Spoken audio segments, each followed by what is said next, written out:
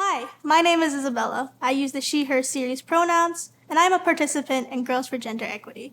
Nice to meet you.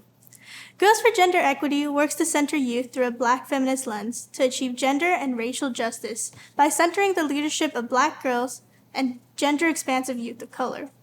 By reshaping culture and policy through advocacy, youth-led programming, and shifting dominant narratives. Last week, the City Council held executive budget hearings to discuss how to allocate funding for the next year.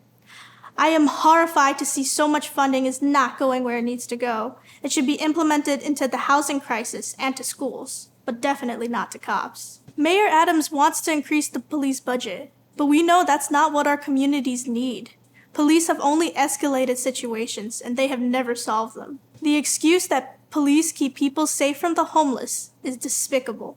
Poverty is not a crime, and homeless people are still people at the end of the day.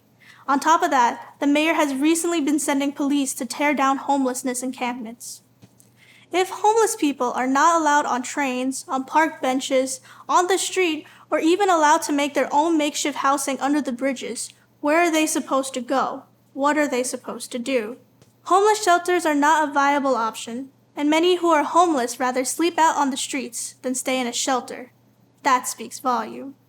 Instead of putting that funding to add more police, it should be invested in creating safer homeless shelters and programs to help the mentally disabled. It should be invested in permanent housing. Funding should also help relieve some of the understaffing in schools today. The historic underfunding of schools must stop.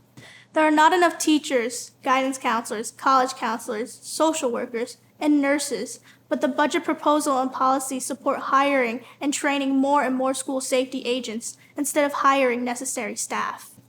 I recall at the start of the year, I have 40 kids in my class. I literally had to leave class to go around school to find the chair and miss most of my class because there just wasn't enough room for me.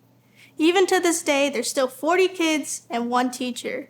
That one teacher cannot account for each and every one of those kids to help them get the support they need. School safety agents don't provide the necessary tools for students to learn and grow. Schools feel like prison, and adding more safety agents will make it even feel more like a prison instead of a safe place to learn. I want to see City Council listening to the communities more often and providing more funding for public well-being. Thank you for your time.